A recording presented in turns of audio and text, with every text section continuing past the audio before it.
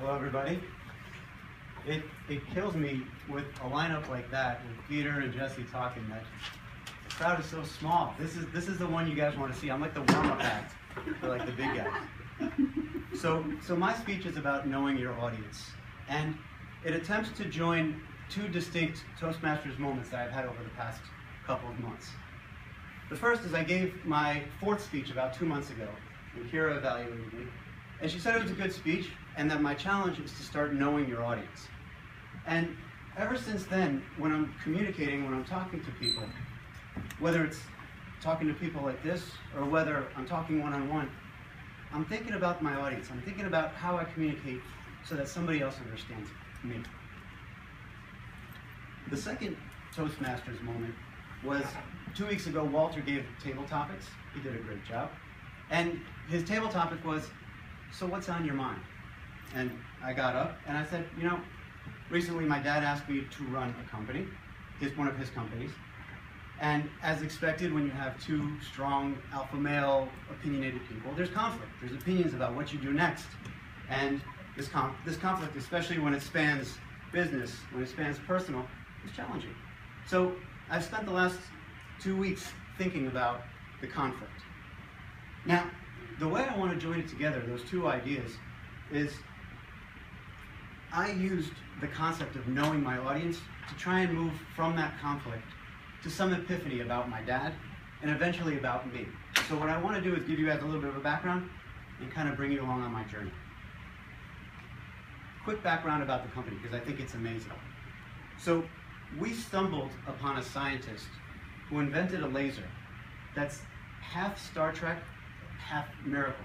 The idea is if you shine this laser light on a wound or a piece of the body that has pain, it heals. It is absolutely miraculous. And the idea is he's a scientist. He's a guy that kind of comes to a meeting and forgets to wear pants. He's not a guy who's going to run a company. So we raised some money, or my father raised some money, and he said, hey, let's take this and let's bring it to a big company to market it, because we're too small to market it. He's too much of a scientist to even get it to that level. There's the chain of events. So where's the conflict? The conflict arises with when I started looking at this, I wanted to do a certain amount of due diligence. I said, if we're going to go talk to companies, they're going to ask us, so what does the market look like? How do you get reimbursed for this? What are other people doing? Things like that. And my dad's take is like, why don't you tell me? You're interested. Why don't you tell me what you think? Why don't you tell me? And my take is, no, we're going to look like fools if we come in and we can't answer the basic questions. And so this conflict I talked about it 2 weeks ago, but this conflict has been raging between me and my dad for about 3 months. And it's cordial, we're friendly, but it's clearly a tension that we have. So I brought it up to a friend of mine. I said, I'm grinding with my dad. We're both of good heart, but we're struggling with this. And he says, let's try something different. Instead of telling me what your dad is doing or what you're doing or what dad is doing wrong or what you're doing right, tell me what your dad's vision is. Tell me what he sees. And I'm going to try and capture his vision. It's not my vision. You'll hear my vision in a second. I hope I'll do it justice. So his vision is, we've stumbled on a miracle. The best thing we can do is pass the baton from the scientist to a big company. And if we do that well, we should get rewarded, and the world should get rewarded because we're going to help people. So everything we should be doing is about taking this thing and moving it up to something big. That's who we are as a company. And if we can do this, we should get paid, and we will have a miracle device in the hands of somebody that can market it. And the vision, that's my dad's vision for the company. And my dad's vision for himself is the guy that does this with little ideas and brings them to big companies. Now, before I tell you my vision, I'll ask you, does that seem like a plausible vision? What do you guys think? Head, yes, no? Yeah, to me it sounds pretty viable. Mm-hmm. So my buddy says, so what's the problem? That sounds, I could get behind that. And I said, when I hear that, I can't dispute any word in there. Everything said there is correct.